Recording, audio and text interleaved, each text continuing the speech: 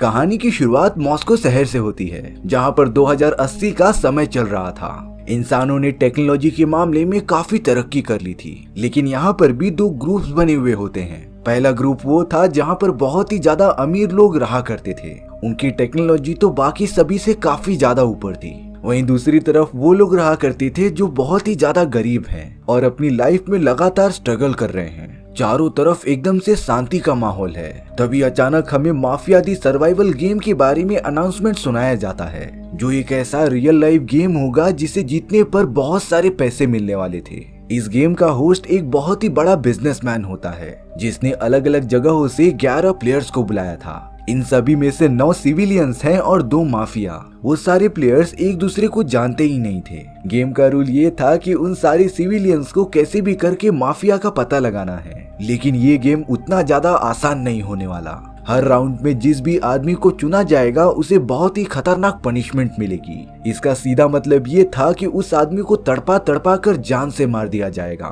Game के इस कड़वी सच्चाई के जानने के बाद भी बहुत सारे प्लेयर्स गेम को खेलने आते हैं। ये खतरनाक गेम तो पूरे शहर में ब्रॉडकास्ट किया जाता था। अब इस गेम का होस्ट सारे प्लेयर को इनवाइट करता है गेम स्टार्ट करने के लिए। सारे 11 प्लेयर्स अपने अपने सीट के ऊपर बैठ चुके थे। अब होस्ट वहां पर आकर सारे प्लेयर्स को अपने हाथ खड़े करने के लिए कहता है, जिसके बाद छोटे छोटे मिनी ड्रोन्स आकर उनके हाथों पर बार कोड बना दे रहे थे, जो उन सभी प्लेयर्स की आइडेंटिटी होगी। अब यहाँ पर होस्ट गेम स्टार्ट करने का अनाउंसमेंट करता है। स्क्रीन पर तो टाइमर भी चालू हो गया था। सबसे पहले होस्ट प्लेयर नंबर 1 से पूछता है कि तुम सिविलियन हो या फिर माफिया। पहला प्लेयर, जिसका नाम लूका होता है, वो बता रहा था कि मैं एक गैम्बलर हूँ, जिसका मतलब ये था कि लूका एक सिविलियन है। होस्ट लूका के बारे में बताता है कि वो यहाँ पर मौजूद सबसे ज्यादा बुजुर्ग प्लेयर है, और तो और वो बहुत ही ज्यादा मेहनत करके सेल्फ मेड बिलियनियर बना है। अब होस्ट प्लेयर नंबर 2 के बारे में बता रहा था, जिसका नाम इले होता है। इले एक कंपनी में काम करने वाला नॉर्मल एम्प्लॉय था, जिसे कि बहुत ही खतरनाक कैंसर हुआ होता है। इले के पास सिर्फ 3 महीने ही बाकी थे जिंदगी जीने के लिए। इले इसीलिए इस गेम को खेलने के लिए आया है कि वो मरने से पहले अपने फैमिली के लिए बहुत सारे पैसे छोड़कर चले जाए। हालांकि इले की वाइफ ने उसे यहाँ पर आने के लिए मना किया था, ताकि वो उसके लाइफ के बचे हुए 3 महीने अपने फैमिली के साथ स्पेंड करे, लेकिन इले तो सिर्फ अपनी फैमिली को खुश देखना चाहता था। अब होस्ट प्लेयर नंबर 3 और 4 के बारे में बताता है, जो वाइल्ड कार्ड्स थे। दरअसल ये दोनों कैदी होते हैं जिन्हें की उम्र भर की सजा सुनाई गई थी, पर ये दोनों इस गेम में पार्टिसिपेट करके आजाद होना चाहते थे। होस्ट प्लेयर नंबर 3 और 4 से भी पूछ रहा था कि क्या तुम सिविलियन हो या फिर माफिया। दोनों ही साफ साफ बताते हैं कि वो दोनों सिविलियंस हैं। अब होस्ट प्लेयर नंबर 5 पर आता है, जिसका नाम वल्चर था। वल्चर भी कह रहा था कि वो एक सिविलियन है। वो तो एक गवर्नमेंट ऑफिसर था जो पोस्ट ऑफिस में काम किया करता था। अब हमें दूसरी तरफ लॉरा नाम की एक लेडी दिखाई जाती है, जो बता रही थी कि वो अपने पेरेंट्स के हिसाब से जीना छोड़कर यहाँ पर फ्रीली जीने आई है। वहीं कैरिल नाम का आदमी तो ये कह रहा था कि वो तो सिर्फ यहाँ पर मजे लेने आया है। अब होस्ट ने स्क्रीन पर 10 मिनट का काउंटडाउन चालू कर दिया था, जिसमें कि सिविलियन को जल्द से जल्द ये पता लगाना है कि वो 2 माफिया कौन है। इसीलिए वो सभी को एक एक करके वोट करने के लिए कहता है। मरीन नाम की एक लेडी सबसे पहले वोट करती है। उसे लग रहा था कि कैरिल ही माफिया है, इसीलिए मरीन का वोट कैरिल को चला गया था। वहाँ पर मौजूद कुछ लोग तो कैरिल को ही वोट करते हैं, पर तभी वल्चर ने सभी को रोकते हुए ये कह दिया था कि ये हो सकता है कि मरीन और कैरिल दोनों ही माफिया हों और एक दूसरे को पहले से ही जानते हों, जिस वजह से सारे लोग अपना वोट फिर से वापस ले लेते हैं। तब जाकर होस्ट मरीन के बारे में सभी को बता रहा था। मरीन एक बहुत ही अच्छी बैलेट डांसर थी, पर एक दिन अचानक मरीन का एक्सीडेंट होने की वजह से उसे अपना पैर गंवाना पड़ा। उसके बाद फिर मरीन कभी भी डांस नहीं कर सकती थी, लेकिन मरीन ने डिसाइड किया कि वो अपने आर्टिफिशियल पैर लगा लेगी। लेकिन वो पैर बहुत ही ज्यादा महंगे थे। उसी पैर को खरीदने के लिए मरीन इस गेम के अंदर आई थी ताकि वो पैसे जीत सके। अब यहाँ सभी लोगों को मरीन के ऊपर ही शक हो जाता है, इसीलिए वो सब कैरिल को वोट करने के बजाय मरीन को ही वोट कर देते हैं, क्योंकि उन्हें लग रहा था कि मरीन एक माफिया है। जब मरीन को सबसे ज्यादा वोट मिलते हैं, तब जाकर होस्ट सभी को बता रहा था कि मरीन कोई माफिया नहीं बल्कि एक सिविलियन है, यानी कि सभी लोगों को माफिया पहचानने में गलती हो चुकी है और अब मरीन को इस बात की सजा मिलेगी। इसके तुरंत बाद ही मरीन के सीट को ऊपर उठा दिया जाता है और एक बॉल के अंदर लेके जाया जाता है। ये एक ऐसी डरावनी बॉल थी जिसके अंदर इंसानों के डर का सामना कराया जाता था। मरीन भले ही अपनी चेयर पर बैठी हुई होती है, लेकिन वो तो एक सपना देख रही थी जहाँ पर वो एक जंगल में मौजूद है। मरीन के ऊपर तो आसमान से लगातार बिजलियां गिरती जा रही थी, क्योंकि सिस्टम को ये पता चल गया था कि मरीन को बिजली से बहुत ही ज्यादा डर लगता है। सपने में मरीन को जो भी दर्द होगा उसी रियल लाइफ में फील होते रहेगा। मरीन तो लगातार डर कर वहाँ से भागने लग गई थी। चारों तरफ बहुत ही खतरनाक बिजली फैल चुकी थी जो मरीन पर हमला करने के लिए आगे बढ़ रही थी।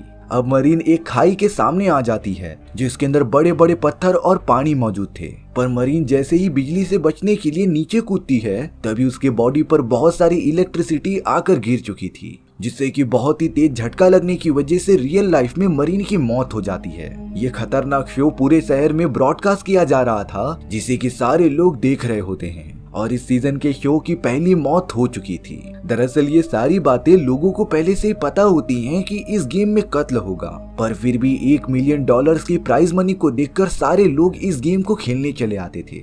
अब मरीन के बाद सभी लोग वल्चर को वोट आउट करते हैं, जिससे कि अब वल्चर को भी उस डरावने बॉल के अंदर लेकर जाया जा रहा था। वल्चर से वहाँ पर एक आदमी पूछ रहा था कि वो मरने से डरता है कि नहीं। वल्चर बिना डरे ये कहता है कि वो मरने से कभी डरता ही नहीं। इसके बाद वल्चर को एक बैटल ग्राउंड में भेज दिया गया था, जहाँ पर वल्चर के ऊपर 2 वॉरियर्स हमला करने लग जाते हैं। उन दोनों के पास तो काफी नुकीले हथियार भी मौजूद थे, जिससे कि वो लगातार वल्चर के ऊपर अटैक करते ही जा रहे होते हैं। वल्चर भी खुद को प्रोटेक्ट करने के लिए उनसे लड़ाई करने लगा था। वल्चर सच में बहुत ही ज्यादा बहादुर होता है, इसीलिए उसने बड़ी चालाकी से उन दोनों वॉरियर्स का हथियार लेकर उन्हें ही हरा दिया था। अब वल्चर वहाँ पर अकेला ही होता है जो पीछे की तरफ मुड़ रहा था। तभी उसका पैर अचानक से पत्थर से टकराया और उसका सर जाकर एक रॉड में घुस गया, जिससे कि वल्चर की भी रियल लाइफ में मौत हो जाती है। होस्ट ने भी सभी को वल्चर की मौत के बारे में बता दिया था और अब वो फिर से 8 मिनट का टाइमर ऑन कर देता है। सभी सिविलियंस बहुत ही ज्यादा घबरा गए थे क्योंकि उन्हें जल्द से जल्द माफिया का पता करना था। वो सभी डिस्कस करने लगते हैं कि वो किसे वोट करेंगे।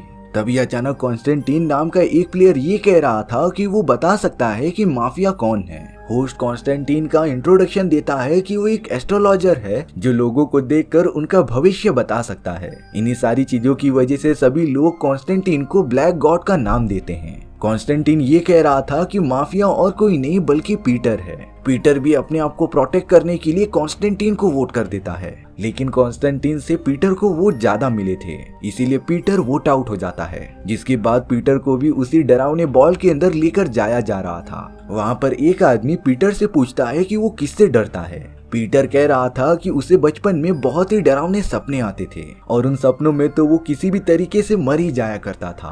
अब पीटर के इसी डरावने सपने को सच कर दिया जाता है और उसे भेज दिया गया था एक बहुत ही खतरनाक और डरावनी जगह पर। पीटर तो एक बोट पर मौजूद था जिसके चारों ओर बहुत सारे शार्क होती हैं। वो लगातार पीटर के बोट के चारों ओर घूमते ही जा रही थी। तभी पीटर ने गुस्से में आकर एक शार्क को घायल कर दिया था, जिसकी वजह से बाकी शार्क उस शार्क को खाने में बिजी हो जाती हैं। इस मौके का फायदा उठाकर पीटर वहां से भागना चाहता था। वो तो जल्द से जल्द पानी में उतरकर तैरने भी लग जाता है, पर तभी अचानक पीटर को पानी के अंदर अपनी मरी हुई गर्लफ्रेंड दिखाई दे रही थी, जो पीटर को लगातार अपने पास बुला रही होती है। पीटर जब अपनी गर्लफ्रेंड के पास जाने लगा तब उसने देखा कि ये सब एक छलावा है। वहाँ पर तो और कोई नहीं बल्कि एक खतरनाक शार्क थी जो पीटर पर हमला करके उसे मार देती है।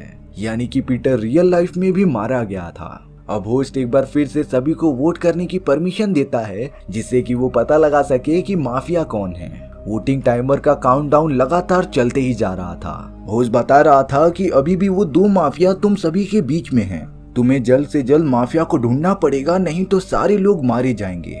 अब हमें वॉल्टर नाम का एक दूसरा प्लेयर दिखाया जा रहा था जो एक सीनियर पुलिस ऑफिसर होता है, लेकिन पास्ट में उसने एक ऐसी गलती कर दी थी जिसकी वजह से उसके बहुत सारे साथी मारे गए थे और वो दुख वॉल्टर अभी तक भुला नहीं पाया है। इसके बाद हमें इवान नाम का एक लड़का दिखाया गया था जिसने हाल ही में अपनी ग्रेजुएशन कंप्लीट की थी। कुछ टाइम पहले इवान अपने दोस्तों के साथ सेलिब्रेट करने के लिए कार में जा रहा होता है, लेकिन बहुत ही ज्यादा शराब पीने की वजह से उनका एक बहुत ही खतरनाक एक्सीडेंट हो गया था, जिसमें इवान तो बच जाता है पर उसके सारे दोस्त मारे जाते हैं। इवान को ड्रंक एंड ड्राइव के केस में जेल में बंद कर दिया गया था और यही इवान का डर होता है, उसे कुछ भी करके जेल के अंदर नहीं जाना था। अब सभी लोग ये डिस्कस करने लग जाते हैं कि शायद से वॉल्टर ही माफिया होगा, क्योंकि उसने तो अपने दोस्तों की ही जान ले ली थी। अब वॉल्टर को सबसे ज्यादा वोट मिलने की वजह से वो वोट आउट हो गया था। होस्ट बताता है कि वॉल्टर एक सिविलियन है, यानी कि एक बार फिर से उन सभी ने गलत आदमी को चुन लिया है। माफिया अभी भी उन सभी के बीच में था। अब वॉल्टर के सीट को उठाकर उसे दूसरी दुनिया यानी कि ब्लैक बॉल के अंदर भेज दिया गया था, जिसके अंदर वॉल्टर एक बैटल ग्राउंड के अंदर मौजूद होता है जहां पर चारों तरफ से गोलियां चल रही थी। वॉल्टर के पास भी एक गन होने की वजह से वो बाकी सोल्जर्स पर हमला करके खुद को बचाता रहता है, पर लगातार वार करने की वजह से एक टाइम पर उसकी गोलियां खत्म हो गई थी और अब सामने से बहुत सारे सोल्जर्स अपने गन के साथ बाहर निकले और वॉल्टर पर लगातार फायर करके उसे जान से मार दिया, यानी कि एक और प्लेयर बाहर हो चुका है। अब इसके बाद सभी लोग लॉरा को वोट करते हैं। लॉरा एक बहुत ही अच्छी हाउसवाइफ थी, लेकिन उसे नशा करने की आदत लग गई थी, इसीलिए लॉरा का हस्बैंड अपने बच्चे को लेकर उससे दूर चला गया था। इसके बाद लॉरा बहुत ही ज्यादा टेंशन में आकर काफी ज्यादा दारू पीने लगी थी। साथ ही साथ उसने सुसाइड करने का भी ट्राई किया, लेकिन लॉरा को ऊंचाई से बहुत ही ज्यादा डर लगता था। अब होस्ट ने लॉरा को भी उसी ब्लैक बॉल के अंदर भेज दिया था, जिसके अंदर लॉरा का डर ही उसकी जान लेने वाला था। लॉरा तो एक प्लेन में मौजूद होती है जो पूरी तरीके से डिस्ट्रॉय हो रहा था, जो इतनी ऊंचाई पर होता है जहां से गिरने के बाद कोई भी बच ही नहीं पाएगा। और अब वो एरोप्लेन एक बहुत ही खतरनाक पहाड़ से जाकर टकरा जाता है, जिससे कि लॉरा की तुरंत ही मौत हो गई थी। लॉरा रियल लाइफ में भी मारी जाती है। अब फिर से काउंटडाउन चालू हो गया था और सभी सिविलियंस को ये पता करना था कि माफिया कौन है। सभी बहुत ही ज्यादा दिमाग लगाकर ये डिसाइड करते हैं कि वो कॉन्स्टेंटीन को वोट करेंगे, क्योंकि उसकी बातें और उसका हुलिया सेम टू सेम माफिया जैसा था। कॉन्स्टेंटीन को ज्यादा वोट्स मिलने के बाद होस्ट ने ये बताया कि वो सारे सिविलियंस पहली बार राइट हैं, क्योंकि कॉन्स्टेंटीन एक माफिया था और अब कॉन्स्टेंटीन को भी लगातार उस ब्लैक बॉल के अंदर भेज दिया गया था। वहाँ के सिस्टम को ये पता चलता है कि कॉन्स्टेंटीन बूढ़ा होने से बहुत ही ज्यादा डरता था, इसीलिए कॉन्स्टेंटीन अब अपने सपनों में लगातार सीढ़ियां उतरते जाता है, जिसके तुरंत ही बाद वो तेजी से बूढ़ा होना स्टार्ट हो गया था। देखते ही देखते कॉन्स्टेंटीन की हालत काफी खराब होने लग जाती है। उसके सारे बॉडी पार्ट्स काफी ज्यादा पुराने हो चुके थे और अब वो एंड में बहुत ही ज्यादा बूढ़ा होकर मर जाता है। इसी तरीके से और भी लोग वोट आउट होते जा रहे थे और मारे जा रहे थे। अब सारे लोग इवान को वोट आउट कर देते हैं, जिसके बाद इवान को भी ब्लैक बॉल के अंदर भेज दिया गया था उसके डर का सामना करने के लिए। इवान, जिसे कि जेल से बहुत ही ज्यादा डर लगता था, इसलिए इवान को सोल्जर्स पकड़कर जेल के अंदर बंद करने लेकर चले जाते हैं। पर सबसे पहले इवान अपनी मॉम से मिल रहा था, क्योंकि इवान को पता था कि इसके बाद वो बचने नहीं वाला। और अब सोल्जर्स इवान को जेल में लाकर उसे गोलियों से छलनी कर देते हैं, यानी कि इवान भी बुरी तरीके से मारा गया था। होस्ट ने अब 2 मिनट का टाइमर लगा दिया होता है और अगर 2 मिनट में सभी ने बचे हुए माफिया का पता नहीं लगाया तब सारे लोग मारे जाएंगे। यहाँ पर एक बात किसी को नहीं पता होती कि कैरिल और केट एक दूसरे को पहले से जानते थे। दरअसल ये गेम स्टार्ट होने से पहले इत्तेफाक से केट और कैरिल एक दूसरे से मिले होते हैं। वो दोनों साथ मिलकर काफी अच्छी बातें कर रहे थे और टाइम स्पेंड कर रहे थे। उन्हें तो इस बात का जरा भी अंदाजा ही नहीं था कि वो आने वाली गेम में साथ मिलकर खेलेंगे। केट कैरिल को बता रही थी कि उसे सांप और ऊंचाई से बहुत ही ज्यादा डर लगता है। बदकिस्मती की बात ये थी कि सभी ने केट को वोट आउट कर दिया था, जिससे कि अब केट की भी जान चली जाएगी। होस्ट बताता है कि केट भी एक सिविलियन है। केट के सीट को उठाकर उसे ब्लैक होल में लेकर जाया ही जा रहा था, तभी कैरिल उठकर केट को बचाने के लिए चला जाता है और अब उसने केट के सीट को पकड़ लिया था, जिससे कि वो भी ब्लैक बॉल के अंदर चला गया था। वो दोनों अब सपनों की दुनिया में पहुंच जाते हैं, जहां पर केट के साथ साथ कैरिल को भी उसके डर का सामना करना पड़ेगा। केट और कैरिल तो आसमान में बहुत ज्यादा ऊंचाई पर होते हैं, क्योंकि केट इससे बहुत ही ज्यादा डरती थी। कैरिल केट से कहता है कि उसे नीचे देखने की जरूरत नहीं, तुम मेरी तरफ देखो ताकि मैं तुम्हारे पास आकर बचा लूं। कैरिल के होने की वजह से केट थोड़ी सी शांत हो गई थी, पर तभी अचानक वो जिसके ऊपर खड़े थे वो कांच की तरह टूटकर नीचे जाने लगा था। केट और कैरिल तो एक दूसरे की तरफ भागते हुए आगे बढ़ रहे थे, पर वो पूरी जगह टूटते हुए नीचे गिर गई थी। कैरिल और केट नीचे तो गिर गए थे, पर वो बच जाते हैं। अब उनके सामने ट्रायंगल शेप का एक पहाड़ मौजूद था, इसीलिए वो दोनों लगातार उसकी तरफ बढ़ने लगे होते हैं। पर तभी अचानक से केट देखती है कि वहाँ पर बहुत सारे सांप मौजूद हैं जो उन दोनों के ऊपर हमला कर रहे हैं। कैरिल केट को प्रोटेक्ट करते हुए उस पहाड़ से बाहर निकल जाते हैं। वो दोनों सांपों से तो बच गए थे, पर थोड़ी दूर आगे आने के बाद ही उनके सामने एक बहुत ही बड़ा क्रिएचर आ जाता है। वो क्रिएचर ने देखते ही देखते केट और कैरिल पर हमला कर दिया था। उसका साइज इतना बड़ा होता है कि कैरिल उसका कुछ कर ही नहीं पाता। तभी कैरिल को उस क्रिएचर के गले में एक ट्रायंगल शेप का लॉकेट दिखता है। इसीलिए कैरिल ने बड़ी चालाकी से उस लॉकेट को ले लिया था, जिससे कि वो सन से आने वाली रिफ्लेक्शन को लॉकेट पर गिराता है और उस क्रिएचर पर फायर करने लगता है, जिससे कि उस भयानक क्रिएचर की बॉडी डिस्ट्रॉय होने लगी थी।